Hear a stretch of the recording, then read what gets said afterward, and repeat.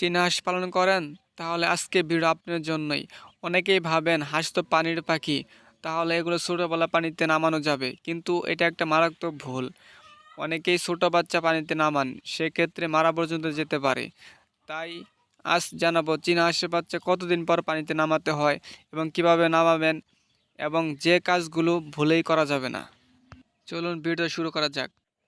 আসসালামু আলাইকুম, আব্দুল মজিদ এগ্রোর পক্ষ থেকে সবাইকে স্বাগতম। আশা করি সবাই ভালো আছেন।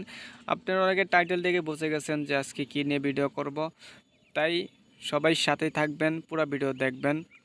চীনা হাঁসের বাচ্চা প্রথম 10 থেকে 15 দিন এদের কিন্তু শরীর নরম হয় এবং সংবেদনশীল থাকে। এদের শরীর খুব ঠান্ডা থাকে এবং এদের কিন্তু পালকগুলো পুরোপুরি গজায় না।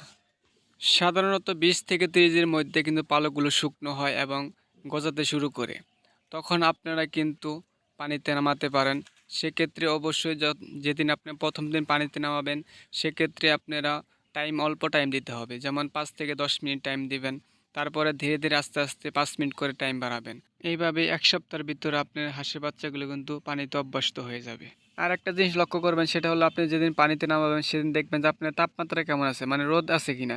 যদি আপনি রোদ্র থাকে তাহলে কিন্তু আপনি পানিতে দিবেন, কারণ এগুলো কিন্তু ভিজার পর কিন্তু গা কিন্তু ভিজে যায়, দেখতে পারতেছেন গা কিন্তু ভিজে গেছে। এগুলো কিন্তু শুকাইতে একটা রোদ প্রয়োজন আপনার একটা, সেজন্য কিন্তু আপনারা তাপমাত্রা খেয়াল করবেন। যদি আপনার বৃষ্টির সময় হয় তখন কিন্তু পানিতে দেন না, কারণ এগুলো কিন্তু গা শুকাইতে আপনার একটু রোদ প্রয়োজন হয়, তখন কিন্তু না শুকালে এগুলো ঠান্ডা লাগার সম্ভাবনা থাকে।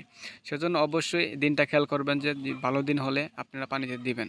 যে ভুলগুলো একদমই করা যাবে না সেগুলো, অনেকেই মনে করেন যে চীনা হাঁসের বাচ্চা ছোটোবেলা দিলেই পানিতে দিলেই ভালো, কারণ মূলত চীনা হাঁসের বাচ্চা ছোটোবেলায় পানিতে দেওয়া যায় না, কারণ এগুলো দিলে কিন্তু একটা ঠান্ডা লাগার সম্ভাবনা থাকে।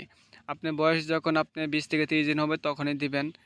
আমার পরামর্শ থাকবো যে 30 দিন হলেই পানিতে দিবেন, কারণ এগুলো কিন্তু ঠান্ডা লেগে যায় এবং নিউমোনিয়া হয়, তখন কিন্তু মৃত্যুর হার অনেক বেশি হয়ে যায়। চীনা হাঁস একটি শক্তপোক্ত জাত, এটা ছোটোবেলায় যত্ন না নিলে অনেক ক্ষতি হয়ে যায়। তাই সময় মতো পানি খাবার দিতে হবে, এবং সামনে চীনা হাঁসের বাচ্চা কীভাবে ভ্যাকসিন করবেন এই বিষয়ে ভিডিও থাকবে। আর যদি ভিডিওটা একটু হলে ভালো লাগে তাহলে চ্যানেলটি সাবস্ক্রাইবার এবং লাইক কমেন্ট করে পাশেই থাকবেন। ধন্যবাদ সবাইকে। পরবর্তী ভিডিও দেখার জন্য সবাইকে আমন্ত্রণ রইল।